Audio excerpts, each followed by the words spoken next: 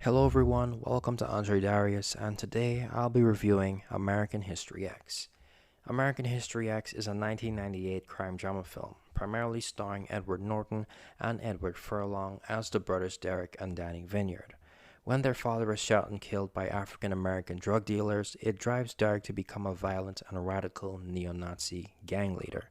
The movie chronicles his story, from forming a white supremacist gang to serving prison time for manslaughter and his eventual rehabilitation and release from prison, whereafter he tries to steer his little brother Danny from going down the same path that he did.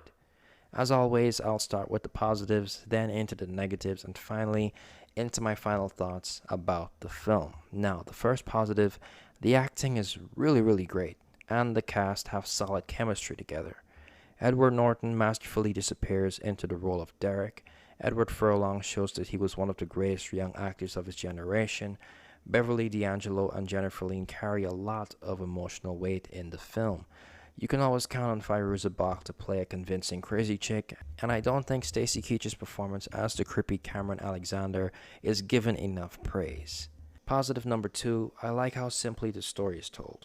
Movies like American History X are very easy to mess up. For example, most Christian movies. Writers and directors get so caught up in the message of the film that the end result is a preachy, self-obsessed mess of an experience. Thankfully, that doesn't happen here. I'll admit that there's one or two small instances where I could hear the script through the dialogue getting a bit wordy, but honestly, that didn't bother me at all. The film manages to be hard-hitting and grounded without over-dramatizing itself. Now let's move into the negatives. Number 1, small acting problems and character annoyances. I decided to combine these two into one because I'm not sure if they're significant enough to really stand on their own as separate problems. First off, Avery Brooks did a good job as Bob Sweeney, but I did find his performance to be a bit shaky at one or two points in the film. Nothing that bothered me per se, but I did notice it every time.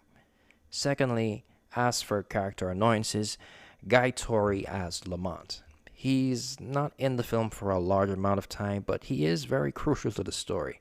Guy does a great job in the role, but one scene of his really annoyed me. I get that he's supposed to be the comedic relief, but the sex joke scene went on for too long. It already wasn't funny, and I know that him going on and on with it is supposed to make us smile, but it just gets awkward and annoying. My second official problem with American History X is that it doesn't do a good enough job of showing us Derek's rehabilitation. The movie does a really swell job of showing us what influenced Derek to become racist, but it doesn't put nearly as much time and effort into showing us what made him change. You expect me to believe that the guy who went the extra mile for white supremacy, shaved his head, got the tattoo, and even got ripped to more efficiently discriminate against minorities, decided to change his whole life around because he feared for his life, got the booty warrior treatment from his own gang, and met a funny black guy in prison? Derek spent 3 whole years on lockdown and came out an entirely different person.